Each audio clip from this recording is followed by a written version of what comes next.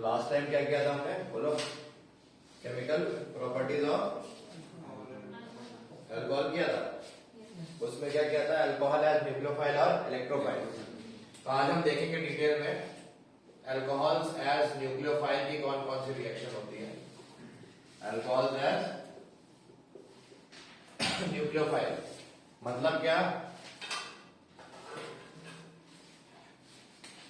Reactions involving cleavage of क्या है, involving cleavage of OH bond, बता देना।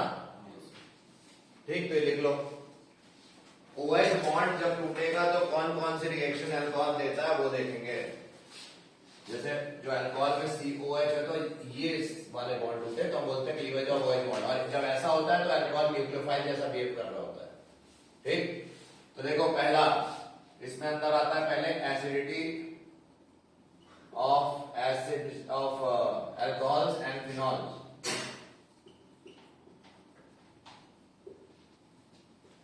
ठीक, एसिडिटी के बारे में देखते हैं। तो अल्कोहल मान लो ROH है, क्या है ROH, क्या है, अल्कोहल है, और ये सोडियम एक्टिव मेटल, कोई भी एक्टिव मेटल ले सकते हो आप, है ना, सोडियम, पोटेशियम, एल्यूमिनियम, इस टाइप के एक्टिव मेटल से रिएक्ट कराओगे तो कोई भी मेटल अगर ये एसिड होगा तो क्या लिबरेट करेगा, H2, यानी कि ऐसा होता भी है, यानी कि हम बोल सकते हैं alcohols are acidic in nature, why, because sodium metal के साथ वो क्या लिबरेट कर रहे हैं, हाइड्रोजन, और बीच में सॉल्ट बना रहे हैं, रोना। रोना क्या होता है, सोडियम एल्कोक्साइड, ये एल्कोक्साइड आयन के फॉर्म में प्रेजेंट हो जाता है यहाँ पे। तो ये देखो, ये हो गया एसिडिक नेचर ऑफ अल्कोहल। फिर अल्कोहल को सुनो ध्यान से, पानी के साथ रिएक्ट कराया तुमने तो क्या बनेगा, पानी के साथ रिएक्ट कराओगे तो क्या होगा, ये H+ देगा क्या, ये मीडियम में क्या आ जाएगा, OH- आ जाएगा, क्या आ जाएगा। तो हम ऐसे करते हैं, काम करते हैं, इसको NaOH लिख देता हूं पहले तो समझाने के लिए। NaOH के साथ क्या ये अल्कोहल रिएक्ट करेगा, नो रिएक्शन। क्या बोला, क्योंकि उतना भी स्ट्रॉन्ग नहीं, ये बेस है बट इतना भी नहीं है कि न्यूट्रलाइजेशन दे दे, समझ रहे हो, थोड़ा मोड़ा होगा लेकिन इतना नहीं होगा कि स्ट्रांगली हो जाए। ठीक है, कुछ नहीं, मतलब प्रैक्टिकली नील। बट अगर हम यही बात फिनॉल के साथ करें, ध्यान देना, फिनॉल दे देगा क्या, सोडियम हाइड्रोक्साइड के साथ रिएक्शन, बिल्कुल, यस, क्योंकि phenol is a stronger acid than alcohol. मैंने बताया था एरोमेटिक अल्कोहल्स एलिफेटिक से ज्यादा स्ट्रॉन्ग एसिडिटी है ना, एसिडिटी इसकी ज्यादा। अच्छा, 1 डिग्री 2 डिग्री में 1 degree alcohol, aliphatic alcohol is more acidic than 2 degree aliphatic alcohol than 3 degree aliphatic alcohol. समझ रहे हो मेरी बात, यस। तो ये भी एसिडिटी ऑर्डर याद रखना, क्यों ऐसा हुआ, 1 डिग्री क्यों ज्यादा डोमिनेट किया, क्योंकि R कैसा इलेक्ट्रॉन डोनेटिंग ग्रुप है, प्लस आई, और प्लस आई क्या करते हैं, इलेक्ट्रॉन देते हैं, है ना, उससे क्या होता है, ऑक्सीजन, जब ये इलेक्ट्रॉन ऑक्सीजन को मिल रहा है तो क्या ये H वाला बॉन्ड तोड़ना चाहेगा, नहीं तोड़ना चाहेगा, क्यों, क्योंकि उसको इलेक्ट्रॉन तो मिल रहा है, वो H का बॉन्ड क्यों तोड़ता, अपने ऊपर इलेक्ट्रॉन लेने। बट इधर से ऑलरेडी अगर इलेक्ट्रॉन विड्रॉइंग ग्रुप ज्यादा लगे होंगे, जैसे यहाँ पे देखो 3 इलेक्ट्रॉन विड्रॉइंग ग्रुप लगे, प्लस आई, 3 प्लस आई ग्रुप, ये ऑक्सीजन को इलेक्ट्रॉन दे रहे हैं। अब ऑक्सीजन को इलेक्ट्रॉन की नीड तो फुलफिल हो रही है, फिर तो वो H को बॉन्ड क्यों तोड़ेगा, नहीं तोड़ेगा, ये OH बॉन्ड है ना। तो इसलिए 3 डिग्री अल्कोहल सबसे खराब क्या एसिड्स है, 1 डिग्री बेटर है ये। और इनमें भी फिनॉल सबसे ज्यादा है, फिनॉल्स में भी ध्यान दो एसिडिटी का ऑर्डर, पिक्रिक एसिड है ना, पिक्रिक एसिड क्या होता है, OH NO2 NO2 NO2, right. Picric acid में OH और यहां 3 NO2 is much stronger acid than paranitrophenol, than orthonitrophenol. ये एनसीईआरटी में टेबल दी हुई है, उससे हमने निकाला है। देन मेटानाइट्रोफिनॉल, ठीक है, ये तो हम जीओसी में सिखा भी चुके हैं इसका एक्चुअल रिजल्ट।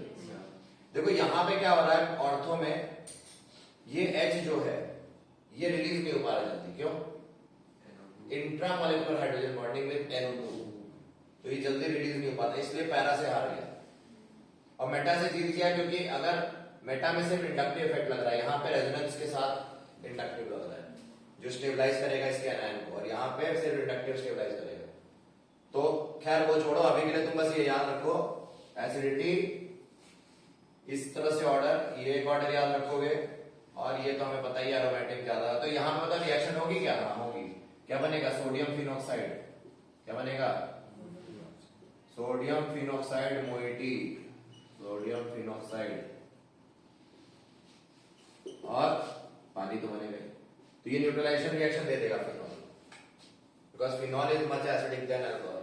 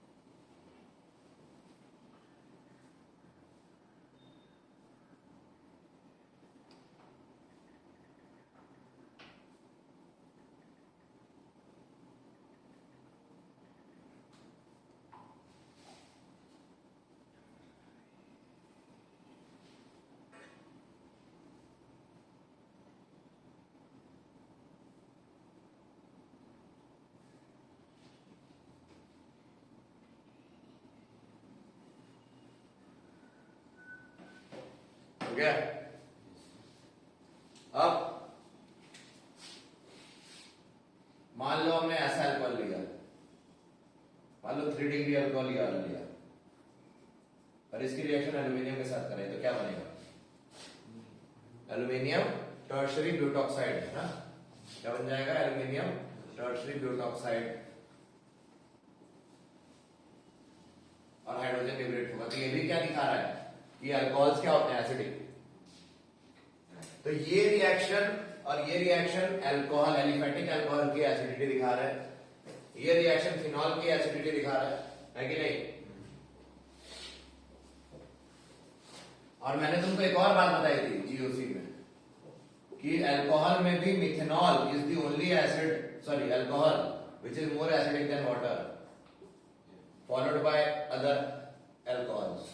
बाकी कुछ भी हो, लेकिन मिथेनॉल सिर्फ पानी से इकलौता एसिड है जो पानी, अल्कोहल है जो पानी से ज्यादा एसिडिक है। तो ये सारी बातें हमने बात कर ली। तो ये हो गया एसिडिटी ऑफ ये, और इसमें क्लीवेज देख सकते हो, यहाँ से OH बॉन्ड टूटा तभी तो ONA बना। तो क्लीवेज ऑफ OH बॉन्ड, यहाँ पे भी हर जगह देख सकते हो OH बॉन्ड भी टूट रहा है। ये क्या चीज है? एल्यूमिनियम टर्शरी ब्यूटॉक्साइड है। ये कहां यूज होता है? ओपेनॉर ऑक्सीडेशन है, ठीक है। तो आगे देखेंगे। ये बताओ, लिख लो जल्दी से, नोट करो। एसिडिटी ऑफ अल्कोहल फिनॉल समझ में आ गया। बताओ क्रिसॉल की एसिडिटी पता करके आओ, है ना।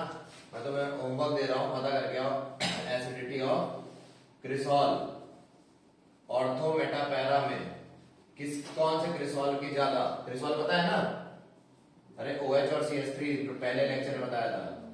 ये ऑर्थो क्रिसॉल है, ये मेटा क्रिसॉल,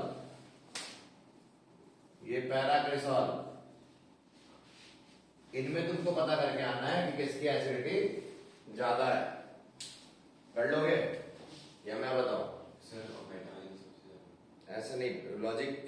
अच्छा चलो तुम बताओ पहले। सर मेटा वाला सबसे ज्यादा।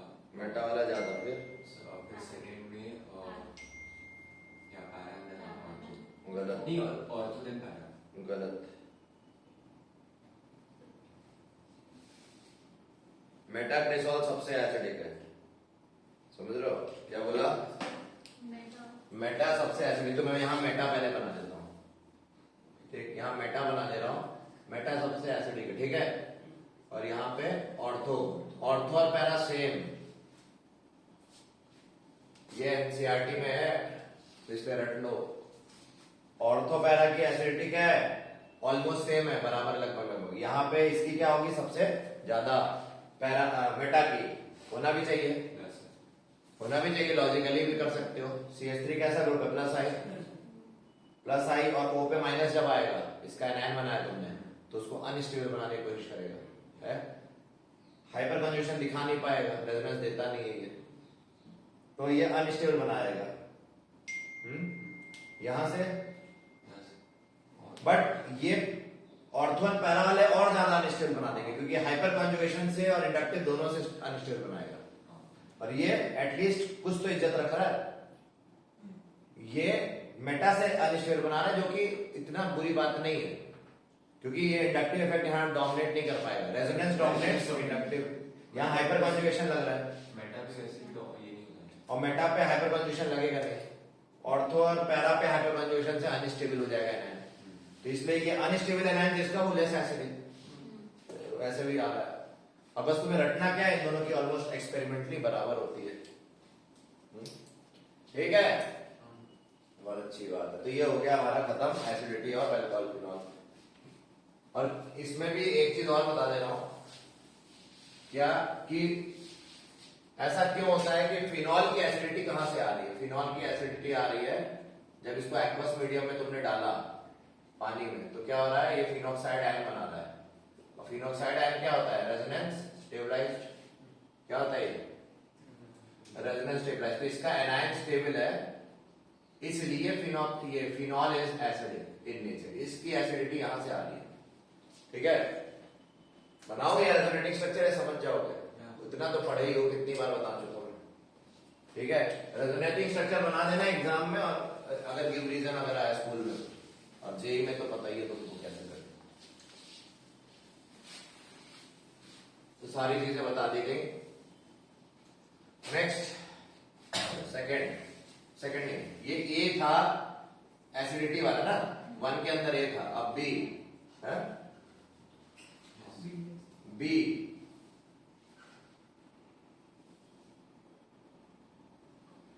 अच्छा, उससे पहले एक बात बताओ, जब OR माइनस एल्कोक्साइड आयन की रिएक्शन मैंने पानी के साथ कराई तो क्या बनेगा, ROH बनेगा और वाटर बनेगा। इस रिएक्शन से हमें क्या शो हो रहा है कि OR माइनस और वाटर नहीं सॉरी, क्या बनेगा, OH माइनस है ना, ये बनेगा ना। OR माइनस की जब वाटर से रिएक्शन कराए तो अल्कोहल बना और OH माइनस बना, नहीं समझे। तो क्या अल्कोहल एसिडिक हो सकता है, क्या नहीं हो सकता, उतना एसिडिक है बट उतना भी एसिडिक नहीं है, समझ लो क्या, क्यों, क्योंकि एल्कोक्साइड आयन क्या कर रहा है, पानी के साथ अल्कोहल और हाइड्रोक्साइड आयन बनाएगा, समझ रहे हो मेरी बात।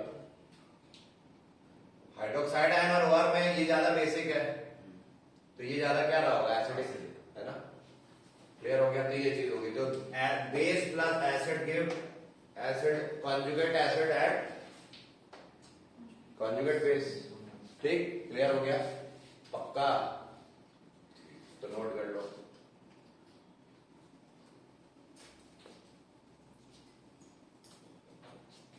अब आ जाओ बी क्या भाई, बी क्या है, रिएक्शन वाटर क्लीवेज, हाँ बी है एस्टेरिफिकेशन।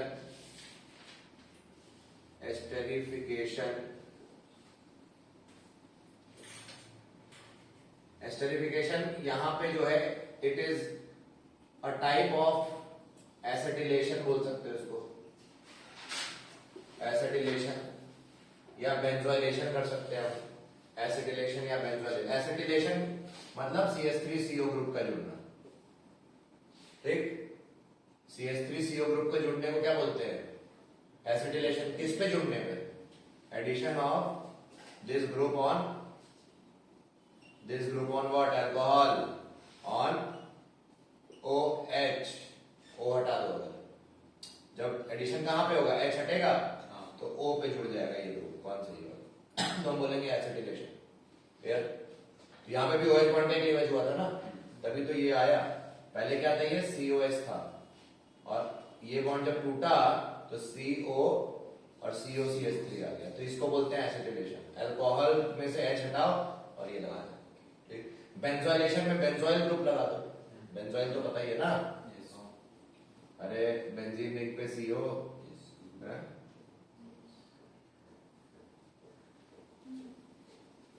ठीक है, तो ये हो गया। तो टाइप ऑफ एसिड, एस्टरिफिकेशन में क्या होता है, एसिड लेते हैं हम, है ना, CH3COH और एक अल्कोहल ले लेते हैं, मान लो CH3CH2OH। बता अल्कोहल का OH बॉन्ड टूटेगा या एसिड का OH बॉन्ड टूटेगा? किसका क्लीवेज पड़ रहा है? अल्कोहल का ना, तो OH बॉन्ड यहां से टूटेगा, यानी कि अल्कोहल क्या रिलीज कर रहा है, H, और एसिड क्या दे रहा है इस बार? हाँ, कंफ्यूज ना होना। हम लोग क्या सोचते हैं एसिड H+ देता ही है, नो डाउट, वो तो असली में दे रहा होगा, लेकिन यहाँ पे जो H आ रहा है वाटर बनाने के लिए, तो वो यहां से आ रहा है H। मतलब यहाँ अगर मैं लेबलिंग कर दूं, यहाँ 18 लिख दूं, आइसोटोपिक लेबलिंग कर दूं, जस्ट बताने के लिए कि कौन सा ऑक्सीजन से अटैच वाला हाइड्रोजन है, तो तुम्हारा प्रोडक्ट क्या बनेगा, CH3COO CH2 CH3 plus H2O, यहाँ पे भी 18 रहेगा, नहीं यहाँ 18, हाँ यहाँ 18 नहीं रहेगा, यहाँ 18 रहेगा ना, नहीं सही तो बनाया था, यहाँ 18 रहेगा। समझ में आया कैसे? अरे H यहां से गया और OH यहां से गया, तो पानी बन गया, और 18 वाला ऑक्सीजन यहां रह गया, जस्ट लेबलिंग कर दी दिखाने के लिए डिफरेंस। नहीं तो क्या होता, कई लोग 18 यहां बना सकते थे और यहां नॉर्मल ऑक्सीजन डालते, तो बस दिखाने के लिए कि भैया ऑक्सीजन कौन सा, यहाँ पे जो असाइलेशन हो रहा है ना, सुनो, असाइल ग्रुप का ये है ना एसिटिलेशन, ये जाके पूरा किस ऑक्सीजन पे जुड़ रहा है, इस वाले ऑक्सीजन, ना कि ये ऑक्सीजन अपने साथ ले जा रहा है। समझ में आया? बहुत इंपॉर्टेंट। तो ये पहली रिएक्शन। अच्छा, इसमें मीडियम क्या है, ये रिवर्सिबल और एसिडिक मीडियम में होती है रिएक्शन। तो एस्टरिफिकेशन मतलब एस्टर बन गया यहाँ पे और वाटर बन गया, तो एस्टरिफिकेशन हो गया।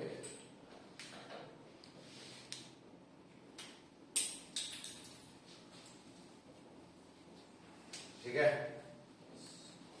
और कौन सी रिएक्शन एसिटिलेशन दे सकती है या एस्टरिफिकेशन दे सकती है? तो एनहाइड्राइड के साथ भी एस्टर बन सकता है और एसिड क्लोराइड के साथ भी बन सकता है। मान लो मैंने एसिड क्लोराइड लिख दिया CH3COCl, acyl acetyl chloride, acetyl chloride की रिएक्शन CH3COH2OH में कराई तो पिरिडीन ले लेंगे हम, क्या ले लेंगे? इससे हमें क्या मिल जाएगा, CH3COO CH2CH3 और HCl। देखो यहाँ पे क्या हुआ, OH में से H निकाला यहाँ से, और यहां से CH3CO जो ग्रुप किस पे लग गया, इस ऑक्सीजन पे, और HCl निकल गया कि नहीं, आया ना? तो यहां पिरिडीन लिया हमने, क्या लिया? पिरिडीन क्या है, बेस है। इसका क्या काम है यहाँ पे? देखो, अगर पिरिडीन नहीं लोगे तो ये रिवर्सिबल रिएक्शन भी हो सकती थी और स्लो होती। ये रिएक्शन कैसी होती? और इसमें अच्छा यील्ड नहीं मिलता एस्टर का।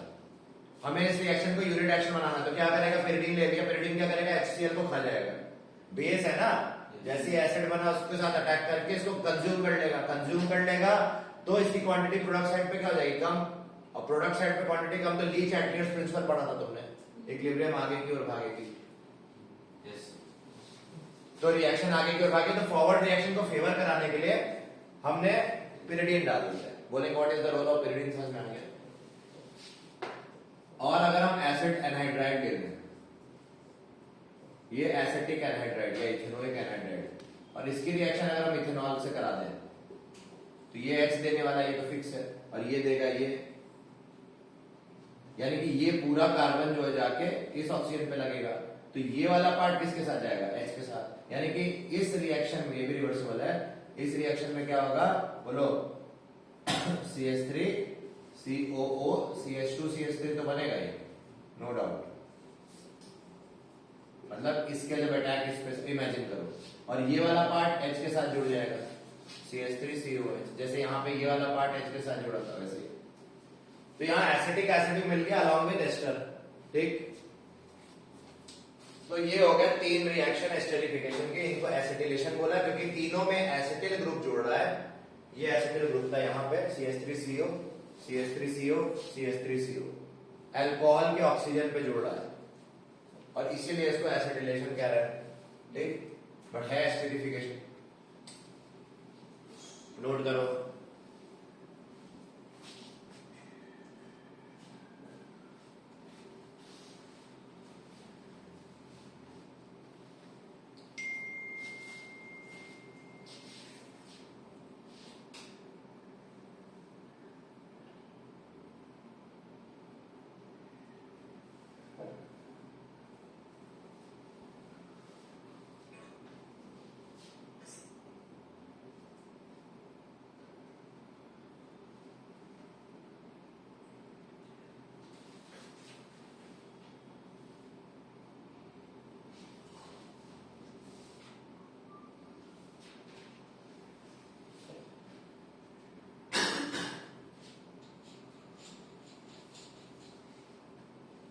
ठीक है, आगे करें।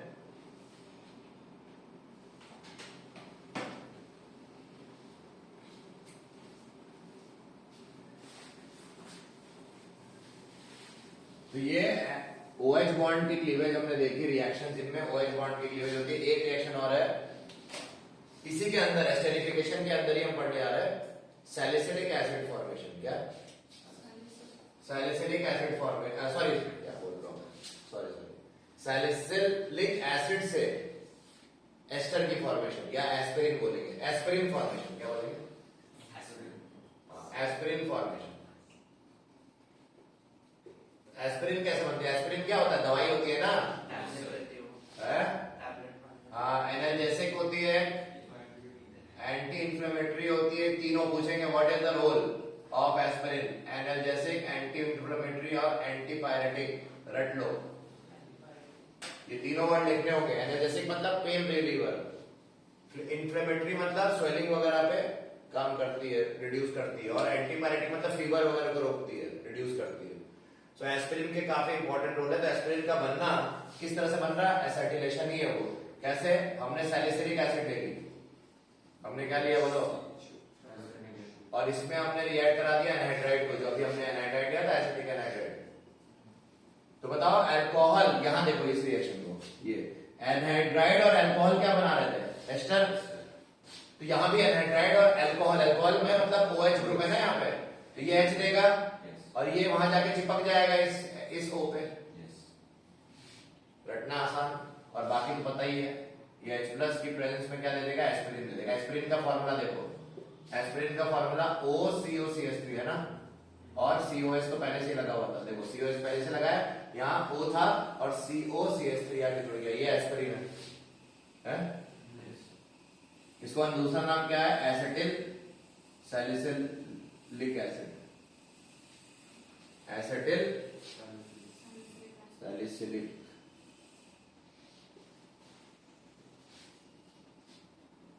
ठीक है, ऑर्थो एसिटिल सैलिसिलिक एसिड भी बोल सकते हो।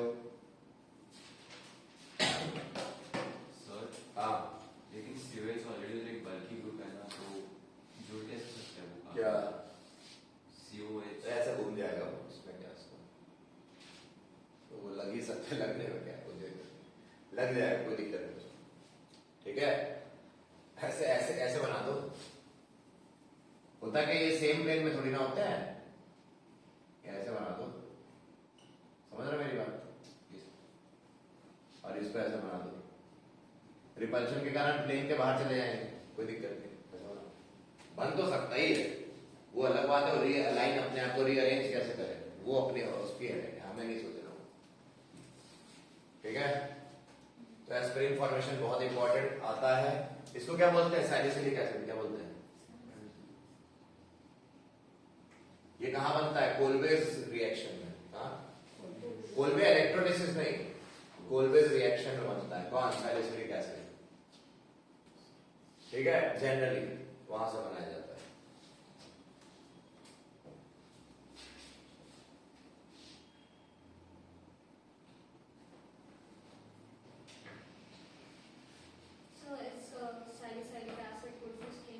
हाँ, स्किन के ट्रीटमेंट में सैलिसिलिक एसिड लगाया जाता है। आप देखो कि मार्केट प्रोडक्ट आ रहा है, उसमें लिखा होगा सैलिसिलिक एसिड। ठीक है ना, सही है।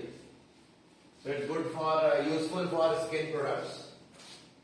ऐसा आप बॉटल्स में देखोगे लिखा होता है? हाँ, इंग्रेडिएंट्स में होता है सैलिसिलिक एसिड। ठीक है, तो अब हमने पहला देख लिया, reaction involving cleavage of OH bond. अब सेकंड टाइप की रिएक्शन चल रही है, reactions involving cleavage of CO bond in alcohols, है ना? अल्कोहल के अंदर जो CO बॉन्ड है, अभी तक OH बॉन्ड कर रहे थे, तोड़ रहे थे, यानी कि प्रोटोनेटेड अल्कोहल हैज क्या? इलेक्ट्रोफाइल। यानी कि जब अल्कोहल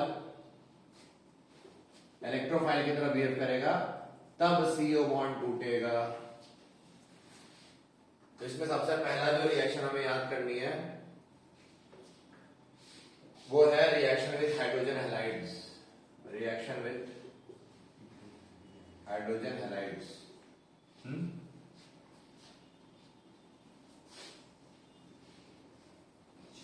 तो अल्कोहल ले लो यहाँ पे और इसको HX के साथ करो। बताया था ना, ये पढ़ाया था, RH बन जाता और वाटर। ल्यूकस टेस्ट भी बताया था। तो इसको मैं दोबारा डिटेल में नहीं जा रहा हूँ, हेलोएल्केन हेलोएल्केन ऑलरेडी बता दिया गया। ठीक है, तो ये पहली चीज। B,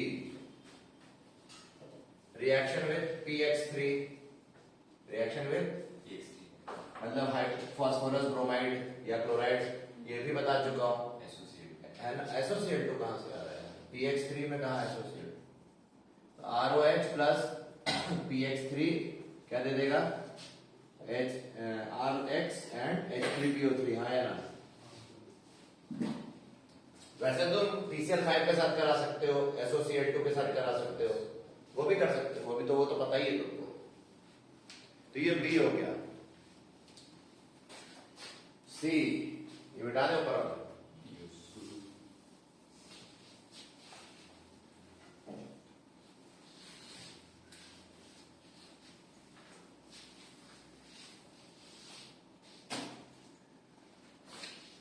dehydration of alcohols, dehydration of alcohols, कौन से रिएजेंट लेंगे, सल्फ्यूरिक एसिड या फास्फोरिक एसिड। अगर 1 डिग्री अल्कोहल है, क्या है 1 डिग्री अल्कोहल, इथेनॉल ले लिया, इथेनॉल में हमने क्या डाल दिया, कॉन्सेंट्रेटेड H2SO4 और क्या डाला 443 केल्विन, तो क्या बनाएगा, एल्कीन बना लेगा और पानी निकाल देगा, मतलब डिहाइड्रेट हो गया ना। यहां से क्या निकला, अल्फा से OH, बीटा से क्या निकला H, बीटा एलिमिनेशन जैसा। ठीक है ना। देखो रेट बता दो डिहाइड्रेशन का, रेट ऑफ डिहाइड्रेशन, कौन सा अल्कोहल जल्दी डिहाइड्रेट होता है, तो याद रखना सबसे फास्ट है 3 डिग्री अल्कोहल, फिर 2 डिग्री और फिर 1 डिग्री, ये जनरल रेट ऑफ डिहाइड्रेशन है अल्कोहल्स का। ठीक, सो 1 डिग्री कैसे मालूम, 1 डिग्री क्या जल्दी डिहाइड्रेट होगा, ये रिएक्शन फास्ट होनी चाहिए थे क्या, नहीं, इसीलिए हमने क्या दिया, हाई टेम्परेचर और स्ट्रॉन्ग एसिड देना पड़ा। क्यों, क्योंकि 1 डिग्री वैसे भी इतनी जल्दी नहीं देना चाह रहा था ये पानी, इसलिए हमने क्या दिया, स्ट्रॉन्गर एसिड दिया और 443 केल्विन इतना हाई टेम्परेचर देना पड़ा, है ना। ना हाई तो नहीं है पर ठीक है। और 2 डिग्री लिया तो 2 डिग्री लिया तो क्या बनेगा, कॉम H2SO4 अब नहीं लगेगा, क्योंकि फास्टर रेट होगी कि नहीं, 1 डिग्री से तो जल्दी होगा, यानी कि कम एसिड में ही काम चल जाएगा। 85% H3PO4, वो भी वीकर एसिड लिया, यहाँ स्ट्रॉन्गर एसिड लेना पड़ा, यहाँ सिर्फ 85% H3PO4 में ही काम चल गया, और टेम्परेचर भी थोड़ा कर 440 केल्विन देना पड़ा। OH, हाँ सॉरी, यहाँ OH है, ये 2 डिग्री होगा, तो यहाँ पे क्या बन गया, एल्कीन और वाटर। नोट करो, 2 डिग्री में देखो और फास्ट हो गया रिएक्शन है, और 3 डिग्री में भी इसी तरह से कर लेते हैं, और फास्ट होगा स्लो होगा, फास्ट की निशानी कम एसिड इस्तेमाल करेगा और वीकर एसिड इस्तेमाल करेगा और कम भी क्वांटिटी में करेगा, टेम्परेचर भी कम खाएगा, है ना। तो देखो 3 डिग्री अल्कोहल ले लिया हमने, 20%, मात्र 20% ही लेना पड़ा, और 358 केल्विन टेम्परेचर याद रखने होंगे, क्योंकि ये टेम्परेचर सेंसिटिव रिएक्शंस है। एल्कीन बन गया और वाटर बन गया, क्योंकि क्वेश्चन कैसा आता है, एक बार आया था, ये देखो ध्यान दो, इथेनॉल ले लिया तुमने 2 मोल, कितने,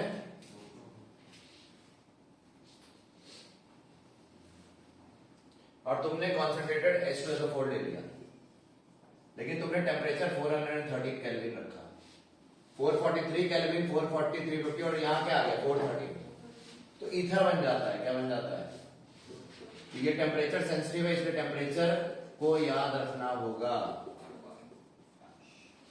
ठीक, और एक और बार आ गया था, इथेनॉल ले लिया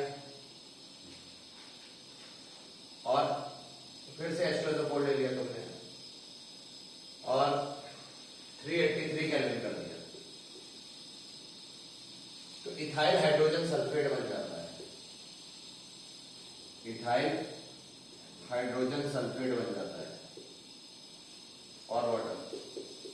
तो इसलिए ये रिएक्शन क्या हो जाती है, टेम्परेचर डिपेंडेंट, बहुत ध्यान रखना। 383 है। तो इसलिए प्लीज ये एक्स्ट्रा बातें बता दी, ये बुक में एनसीईआरटी में ये भी है, ये नहीं है एनसीईआरटी में, ये भी बता दिया, नोट कर लो।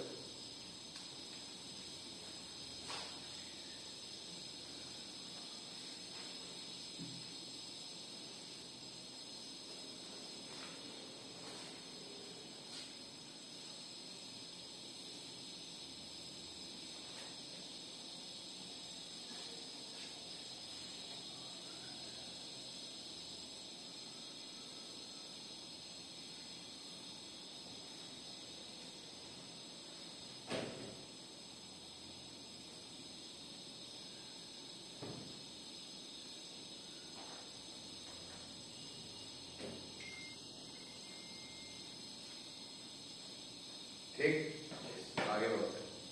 तो मैकेनिज्म, अब इसका एग्जाम में क्या आता है, स्कूल वगैरह में बोर्ड में मैकेनिज्म याद होनी चाहिए। Ethanol to ethene acid catalysed dehydration, ये क्या है, ये रिएक्शन का क्या नाम है, एसिड के प्रेजेंस में डिहाइड्रेशन, एसिड कैटलाइज्ड डिहाइड्रेशन है। तो इसकी मैकेनिज्म देखते हैं यहां पर, इस रिएक्शन की मैकेनिज्म देखते हैं कैसे करेंगे। स्टेप 1,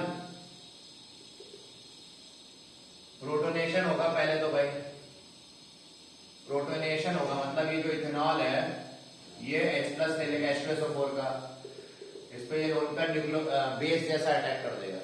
यहाँ पे बेस एसिड के साथ रिएक्ट किया, क्या बनाया, इथाइल ऑक्सोनियम आयन, है ना। प्रोटोनेटेड अल्कोहल बना कि नहीं, because protonated alcohol acts as electrophile. Step 2 क्या है, स्टेप 2 रिमूवल ऑफ या अटैक ऑफ अल्कोहल। एक मिनट, ये कौन सा कर रहे हैं, अच्छा। तो सेकंड स्टेप है रिमूवल ऑफ वाटर, देखो कैसे होगा, CH3 CH2 OH+, ये कौन सा है बताओ। हाँ अब बताओ यहाँ पे क्या होगा, लिविंग ग्रुप कौन अच्छा है, H2O, तो H2O लिविंग ग्रुप होगा, तो यहाँ पे कार्बोकेटायन बना। हाँ, और स्टेप 3 में क्या हो जाएगा, डीप्रोटोनेशन, डीप्रोटोनेशन आया ना, क्या हो जाएगा डीप्रोटोनेशन में, यहाँ देखो ये H है और यहाँ प्लस है, ये H निकल जाएगा यहाँ से, क्या बना देगा, एल्कीन और H+ निकल गया, हो गया कि नहीं, 3 स्टेप।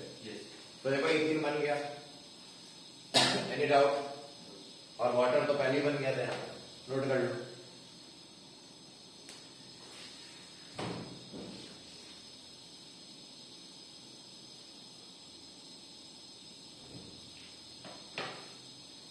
याद रखना ये बहुत फास्ट स्टेप था, ये स्लो स्टेप था, ये क्या था, स्लो, ठीक है। तो प्रोटोनेशन हुआ, फिर एलिमिनेशन हुआ, है ना, एलिमिनेशन हुआ ऑफ वाटर, और फिर डीप्रोटोनेशन हो गया। तो ये 3 स्टेप में इसकी मैकेनिज्म हमें पूछी जाती है एग्जाम वगैरह में, तो आनी चाहिए। यहाँ पे स्टेबिलिटी ऑफ ये रिएक्शन किस पे सेंसिटिव है, स्टेबिलिटी ऑफ कार्बोकेटायन, यानी कि डिहाइड्रेशन का rate is directly proportional to stability of carbocation. 3 degree carbocation होगा तो फास्ट होता कि नहीं, इसीलिए 3 डिग्री अल्कोहल जल्दी डिहाइड्रेट होता है, क्योंकि अगर वो 3 डिग्री कार्बोकेटायन बनता तो वो ज्यादा स्टेबल होता। ठीक है, क्लियर हो गया, नोट कर लो।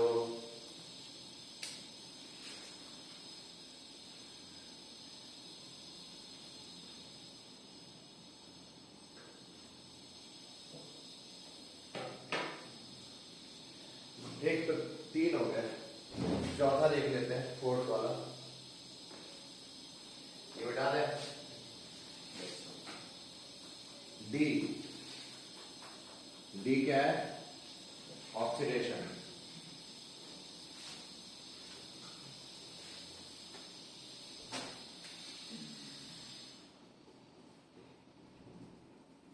ऑक्सीडेशन, अल्कोहल की ऑक्सीडेशन, देखो तुम्हें पता है 1 डिग्री अल्कोहल ऑक्सीडेशन करेंगे तो क्या बनेगा RCHO। अगर माइल्ड ऑक्सीडाइजिंग एजेंट जैसे PCC ले लोगे या CrO3, इनमें से कोई भी ले लो, पिरिडीनियम क्लोरोक्रोमेट या क्रोमिक एनहाइड्राइड है ना, तो क्या बनेगा और RCH2OH और स्ट्रॉन्ग ऑक्सीडाइजिंग ले लोगे है ना, हाँ जैसे KMnO4H प्लस या K2Cr2 वाला जो है तो अपना एसिड बनता है। ये तो पढ़ा है। तो ये स्ट्रॉन्ग ऑक्सीडाइजिंग एजेंट्स और ये माइल्ड ऑक्सीडाइजिंग एजेंट। ठीक है, तो ऑक्सीडेशन यही होती है और कुछ नहीं, बस हो गया। कीटोन अगर 2 डिग्री अल्कोहल के करोगे, ये क्या है 2 डिग्री अल्कोहल है, इसकी ऑक्सीडाइजिंग करोगे तो क्या बनेगा, हाँ कीटोन बनेगा ना, बताया था। तो ट्रिक क्या है, CHOH ग्रुप को किस में कन्वर्ट कर देता है, CO में, यही ऑक्सीडेशन है।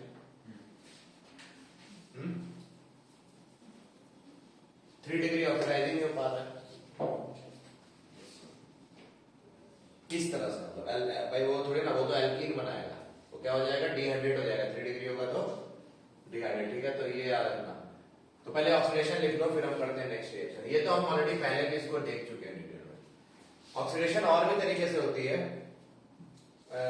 और भी ऑक्सीडाइजिंग एजेंट होते हैं हमारे पास, जैसे एल्डिहाइड है। अब एल्डिहाइड को अगर मैंने टॉलेंस रिएजेंट के साथ रिएक्ट करा दिया, टॉलेंस रिएजेंट, ठीक है, अमोनिया का सिल्वर नाइट्रेट, तो फिर ये कार्बोक्सिलेट आयन में ऑक्सीडाइज हो जाता है, जिसकी प्रोटोनेशन से तुम कार्बोक्सिलिक एसिड ले लेते हो, टॉलेंस रिएजेंट का। खैर वो एल्डिहाइड के हम पढ़ेंगे, ठीक, बता दिया। फेलिंग्स सॉल्यूशन भी हो सकता है, फेलिंग्स रिएजेंट भी हो सकता है।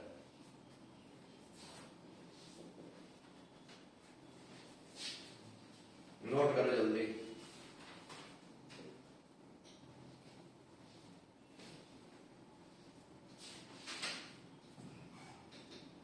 ठीक है, तब बजिए टाइम। ठीक है, तो आगे करते हैं।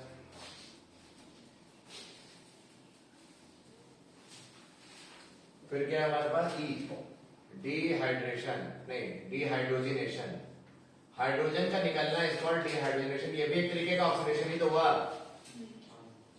अगर तुमने 1 डिग्री अल्कोहल लिया, कॉपर 573 केल्विन, मतलब 300 डिग्री सेल्सियस, यानी कि 573, तो क्या बनेगा, एल्डिहाइड बनेगा, ये ऑक्सीडाइज हो जाएगा और हाइड्रोजन गैस रिलीज हो जाएगी। ये क्या करेगा, 2 डिग्री लिया होगा तो कीटोन बना देगा, कॉपर 573 केल्विन, क्या बना लेगा बोलो, कीटोन, और हाइड्रोजन गैस निकल जाएगी। देख लो यहाँ से एक H और यहाँ से एक H, यहाँ भी एक H, यहाँ से एक H, यहाँ से एक, दोनों H, ये दोनों ये उड़ गए, यहाँ पे ये दोनों H उड़ गए, ऐसा सोचो। और तीसरा 3 डिग्री लिया, मान लो 3 डिग्री को मैं ऐसे बना दे रहा हूँ, ये 3 डिग्री अल्कोहल है, कॉपर 573, तो ये डिहाइड्रोजनेशन की जगह क्या हो जाएगा, डिहाइड्रेशन हो जाएगा।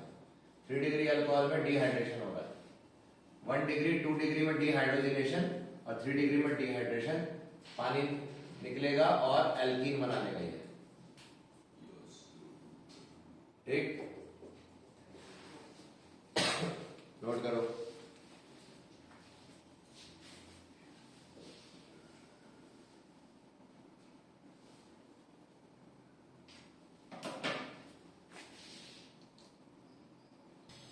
तो एनसीईआरटी में जितनी प्रॉपर्टीज थे, क्या एनसीईआरटी में जो केमिकल प्रॉपर्टी थी अल्कोहल की, वो हमने सारी खत्म कर दी। हम चलेंगे केमिकल प्रॉपर्टीज ऑफ फिनॉल में। केमिकल प्रॉपर्टीज ऑफ फिनॉल, देखो और भी केमिकल प्रॉपर्टीज होती है अल्कोहल फिनॉल की, लेकिन एनसीईआरटी को प्रायोरिटी देते हुए हम सिर्फ एनसीईआरटी बेस्ड कर रहे हैं, ठीक है ना, नहीं तो बहुत सी प्रॉपर्टीज और भी होती है, ठीक है, वो हम बाद में करेंगे। Chemical properties of alcohol and phenol, उनके लिए सेपरेट सेक्शन बनाएंगे। सॉरी अल्कोहल की, फिनॉल, हमने अभी अल्कोहल्स की केमिकल प्रॉपर्टी देखी, अब हम फिनॉल्स की केमिकल प्रॉपर्टी देखते हैं। पहला, इलेक्ट्रोफिलिक एरोमेटिक सब्स्टिट्यूशन है,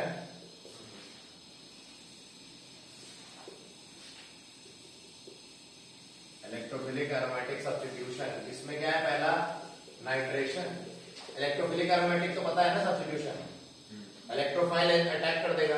OH कैसा ग्रुप है, ऑर्थो एंड पैरा डायरेक्टिक, तो ऑर्थो एक प्रोडक्ट बना सकता है, पैरा बनाने की ताकत है। तो नाइट्रेशन जब करेंगे, नाइट्रेशन दो तरीके से कर सकते हैं, डाइल्यूट नाइट्रिक एसिड या कॉन्सेंट्रेटेड नाइट्रिक एसिड। तो पहला देखेंगे जब फिनॉल की नाइट्रेशन करते हैं डाइल्यूट नाइट्रिक एसिड, ठीक, डाइल्यूट नाइट्रिक एसिड, तो क्या होता है, सो ऑर्थो पे क्या हो जाएगा NO2 है ना, और पैरा पे भी NO2 है ना। तो ये ऑर्थो नाइट्रोफिनॉल बना। इसमें क्या होती है, intra molecular hydrogen bonding. Ortho nitrophenol में क्या होता है, बताया था ना 11th में केमिकल बॉन्डिंग में, और ये इसमें इंटर मॉलिक्यूलर हाइड्रोजन बॉन्डिंग होता है ना।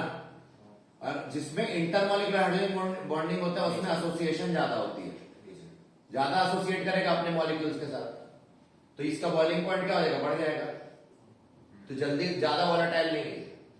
और ये क्या है, इसमें नो एसोसिएशन या लिटिल एसोसिएशन, तो बॉइलिंग पॉइंट क्या हो जाएगा, कम, तो ये जल्दी बॉइल करेगा कि नहीं, इसको बोलते हैं स्टीम वॉलेटाइल। ये स्टीम पास करोगे हल्का ना तो ये वॉलेटाइल हो जाता है, ठीक है नहीं है ना। So therefore we can separate them by steam distillation method. 11th में बताया था ना steam distillation. So steam distillation method से we can separate them. तो पूछेंगे how will you separate ortho and para nitrophenol? So steam distillation method.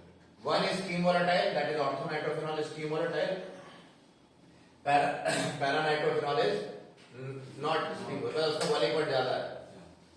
अरे हाँ, तो ऑर्थो नाइट्रोफिनॉल में हाइड्रोजन बॉन्डिंग कैसे हो रही है वो भी देख लो, ये इंट्रा मॉलिक्यूलर हाइड्रोजन बॉन्डिंग है ना, ये देखो यहाँ पे ये इंट्रा मॉलिक्यूलर हाइड्रोजन, और इंटर मॉलिक्यूलर कैसे हो रहा होता पता ही हो तो है ना। हाँ, ये एक मान लो फिनॉल है और इसकी हाइड्रोजन बॉन्डिंग दूसरे वो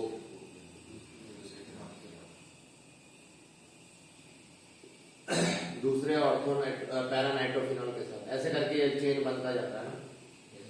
तो यहाँ एसोसिएशन ज्यादा हो रहा है पैरा नाइट्रोफिनॉल, यहाँ नहीं हो रहा है एसोसिएशन,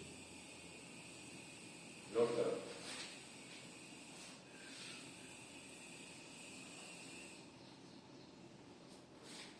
एसिडिक कौन है दोनों में, पैरा, अभी बताया था para nitrophenol is more acidic, क्योंकि यहाँ पे हाइड्रोजन बॉन्डिंग से ये H निकल नहीं पाता जल्दी है।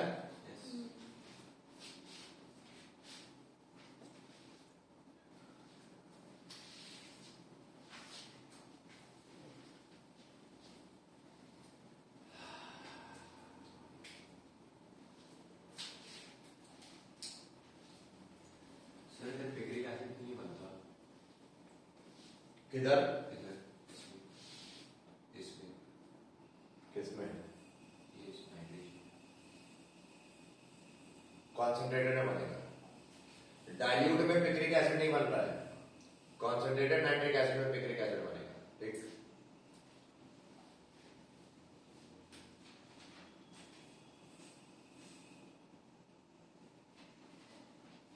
करें आगे,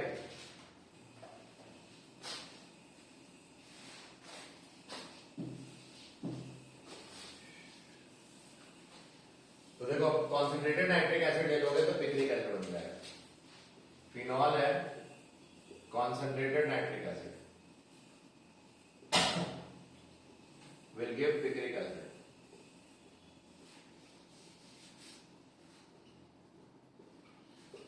बट इसकी यील्ड क्या होती है, बहुत ही पुअर यील्ड, क्या बोला, मतलब बेकार क्वांटिटी में बनता है।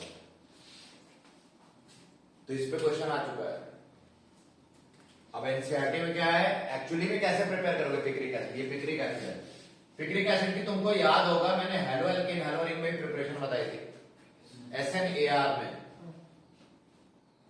अरे जब chloro 2,4,6 tri nitro chlorobenzene,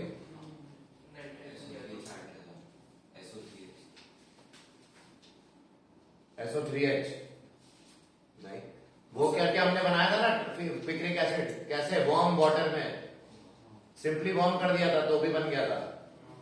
rate बढ़ जाता है ना ऑर्थो एंड पैरा पे दोनों जगह अगर लगा हुआ NO2 इलेक्ट्रॉन विड्रॉइंग ग्रुप बताया था, तो उससे भी बनवाया था पिक्रिक एसिड और यहाँ पे ये भी पिक्रिक एसिड बना के दे रहा है, बट इसमें भी पुअर यील्ड है। तो आपसे क्वेश्चन आएगा मॉडर्न नाउअडेज मतलब मॉडर्न मेथड क्या है टू प्रिपेयर पिक्रिक एसिड, या nowadays how they are preparing to prepare क्या पिक्रिक एसिड। पिक्रिक एसिड आजकल कैसे बन रहा है ये क्वेश्चन आएगा। तो एनसीईआरटी में रिएक्शन ही लिखी है पर एक लाइन स्टेटमेंट फॉर्म में लिखा है, ठीक है, कि पहले हम सल्फोनेशन करेंगे और सल्फोनेशन के बाद नाइट्रेशन करेंगे, ठीक है। तो लिख लो पहले यहां तक लिखो, फिर मैं रिएक्शन लिख देता हूं तुम्हारे लिए।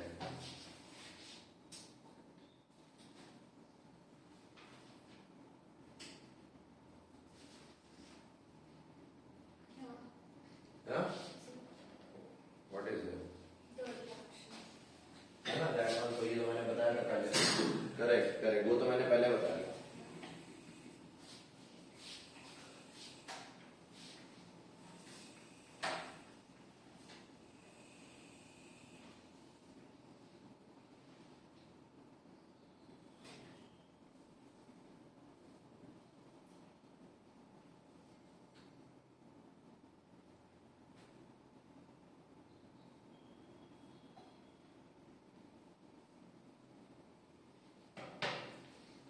तो मॉडर्न मेथड देख लो, पहले हम फिनॉल को कॉन्सेंट्रेटेड सल्फ्यूरिक एसिड से रिएक्ट कराते हैं। क्या कराते हैं?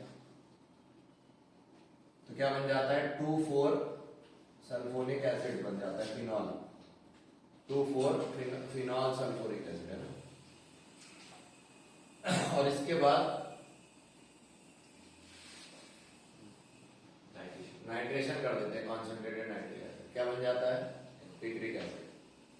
ठीक, तो ये मॉडर्न तरीका है, आजकल इस तरह से बनाया जा रहा है, इसमें अच्छी यील्ड मिलती है, good yield of picric acid.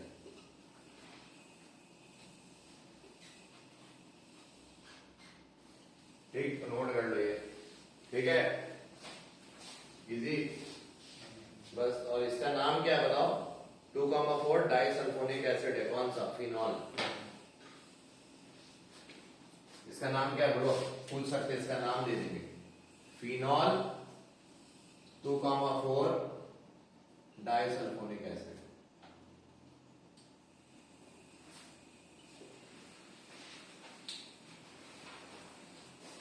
हो गया, वेरी गुड।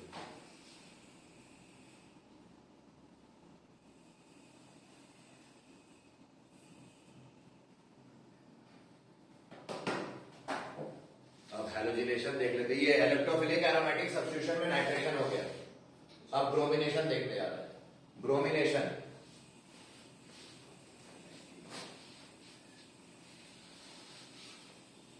अब OH याद रखना बहुत ही स्ट्रॉन्ग एक्टिविटी ग्रुप होता है। OH क्या होता है? काफी स्ट्रॉन्ग एक्टिविटी होता है। तो हम D देखने आ रहे हैं ब्रोमिनेशन। ब्रोमिनेशन भी दो कंडीशन में देखेंगे, पहला Br2 इन कार्बन डाइसल्फाइड और दूसरा ब्रोमीन वाटर। ठीक, तो इन दो कंडीशन में हम देखते आ रहे हैं। और ब्रोमीन यहाँ पे जब कार्बन डाइऑक्साइड लिया है, कार्बन डाइसल्फाइड लिया है तो 273 केल्विन लिया, मतलब आइस कोल्ड 0 डिग्री सेल्सियस। तो पहला देखते हैं क्या, bromination in Br2 and CH2 and with temperature 273 kelvin, क्या बनेगा बताओ? ऑर्थो और पैरा पे ब्रोमीन जुड़ जाएगा कि नहीं? और वही अगर तुमने स्ट्रॉन्ग ले लिया, ब्रोमीन वाटर काफी स्ट्रॉन्ग होता है ना। Bromine water is more reactive than क्या? Bromine in CH2। तो ये क्या करेगा? 2,4,6 ट्राई ब्रोमोफिनॉल बना लेगा। क्या बना लेगा? 2,4,6 ट्राई ब्रोमोफिनॉल। ये एक व्हाइट पीपीटी होता है, तो व्हाइट पीपीटी की फॉर्मेशन कर देगा ये ब्रोमीन वाटर। नोट कर लो, HBr तो बनेगा इसके साथ, बट ठीक है। यहां पे क्या ब्रोमिनेशन जो हुआ, क्या इसको FeBr3 या लुईस एसिड की जरूरत पड़ी? नहीं, जनरली Br2 FeBr3 के साथ देते थे, Fe के साथ देते थे, याद है? जैसे Cl2 AlCl3 के साथ देते, बट यहां जरूरत पड़ी क्या? नहीं, क्योंकि OH इज स्ट्रांगली एक्टिवेटिंग, इसलिए इतने जरूरत नहीं पड़ी यहाँ पे। इतना स्ट्रांग एक्टिवेशन है कि भैया यहाँ पे लुईस एसिड नहीं भी लिया कैटलिस्ट तो भी ये काम कर गया रिएक्शन। ठीक है, तो ये याद रखना।